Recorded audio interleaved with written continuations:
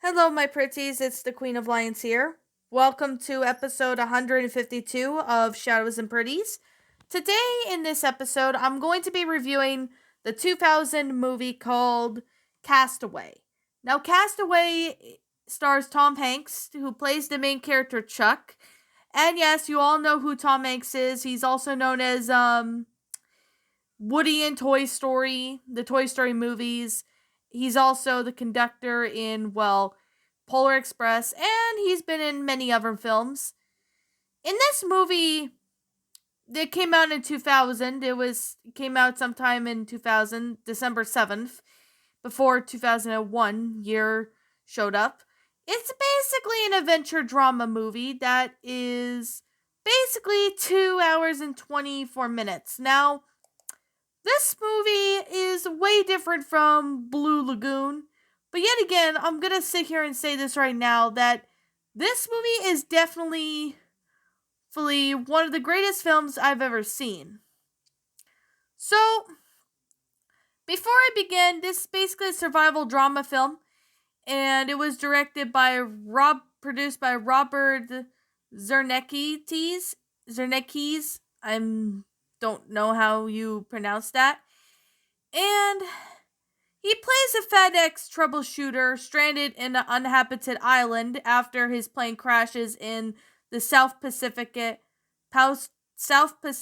Ocean, and the plot mainly focuses on his desperate attempts to survive and return home. Though the filming of this took place from January to March in 1999 before resuming in April of 2000, concluding that May, Castaway was eventually released on December 22nd, 2000 by 20th Century Fox in North America and DreamWorks Pictures in the international markets.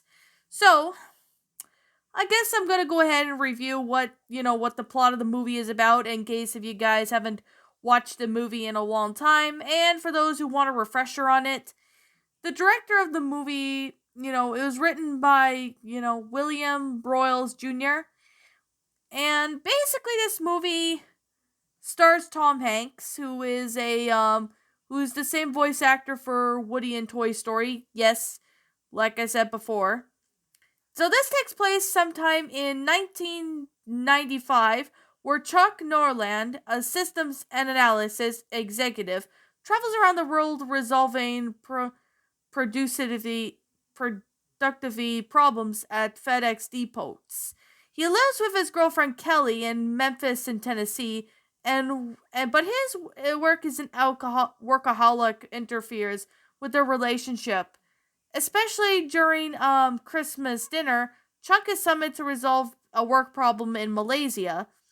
The FedEx cargo plane he gets on gets caught in a storm, and he crashes into the Pacific Ocean.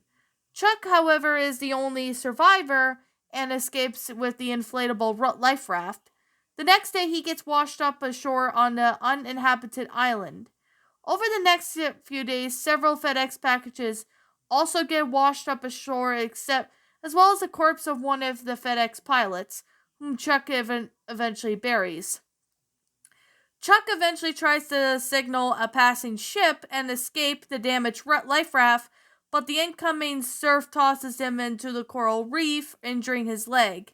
However, he is able to find food, water, and shelter, and Chuck opens most of the FedEx packages, finding several useful items, but does not open a package with a pair of golden angel wings painted on it. While attempting to start a fire, Chuck cuts his hand and he furiously throws several objects from the package, including a Wilson Sporting Goods volleyball, leaving a bloody handprint. After calming down, Chuck draws a face on the smeared blood and names the ball Wilson and begins talking to it, like if it's his friend. And he then continues to talk about regularly during the rest of his time on the island.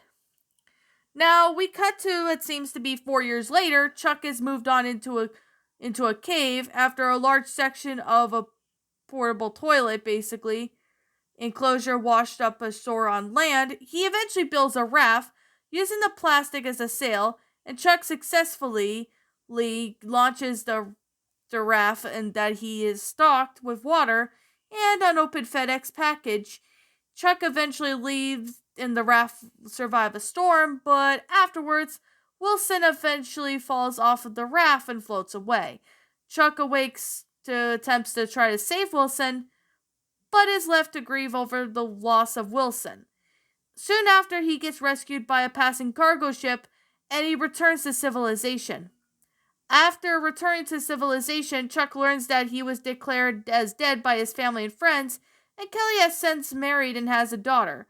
Chuck eventually goes to see Kelly's house and reunites with her, and they say they are still in love with each other, but they both know that Kelly cannot abandon her family, so she gives Chuck his old Jeep, and they sadly part ways. Chuck drives to Texas and returns the unopened FedEx package to its sender, finding no one home, so he leaves the package on the door, saying the note saying that the package saved his life. And he departs and stops at the remote crossroads. A woman picks up the truck and stops, gives information of where each road leads. As she drives away, Chuck notices the angel wing painted on the tailgate of their truck, identical to the one in the parcel. He looks down each road, trying to decide which way to go, but at the end, Chuck then stares down the road with the woman looks and smiled, and that's how the movie ends. What a really awesome story. I am not going to deny this one bit. This story, honestly, was the best movie I've ever seen.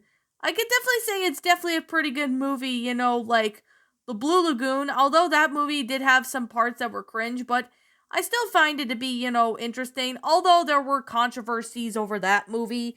But getting off topic, I love how the cast of characters went out. I do like how the characters, are in this, they're played by pretty good actors. I really do like the fact that Tom Hanks is in this movie because he's playing as the character Chuck. I mean, every time I see Tom Hanks, I always think of him as his character Woody from Toy Story, which, of course, most people will know who I'm talking about when I mention Tom Hanks. They'll know exactly it's the cowboy from Toy Story.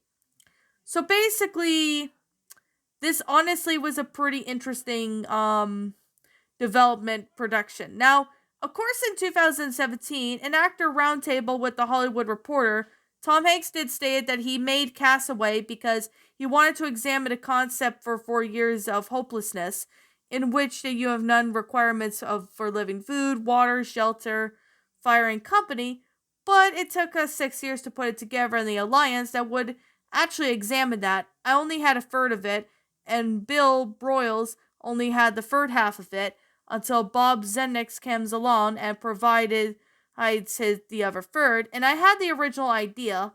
I was reading an article of FedEx and I realized that 474s is filled with packages that fly across the Pacific 3 times. I just thought, what happens if it goes down? And that's basically how they got the whole plot of, what would happen if the plane crashes and that were to happen.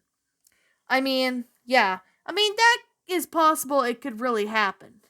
So, the filming was shot not chronologically, but it began sometime in January of 1999 before halting 2 months after the filming later.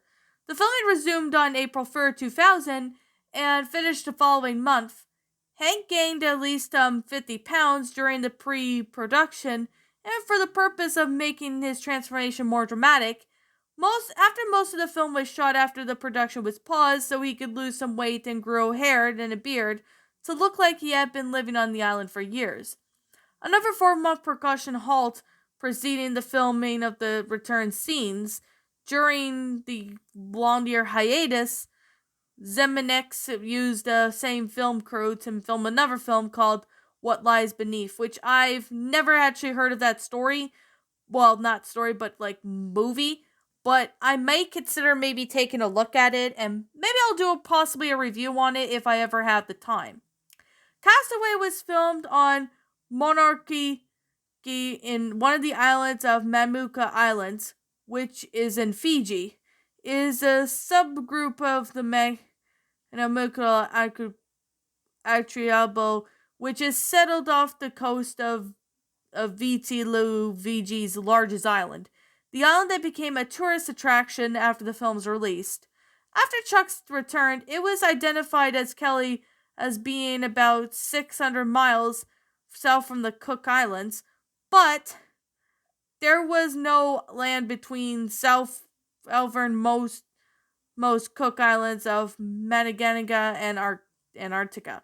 So the filming begins and ends at the same location on the Arrington Ranch in Texas is Panhandle, the South City of Canadian Texas. Now, I really do like how the movie has a good soundtrack. The soundtrack is just absolutely amazing. It actually flows out well with, how Chuck is feeling, what is his user going through and, what some obstacles he's going through.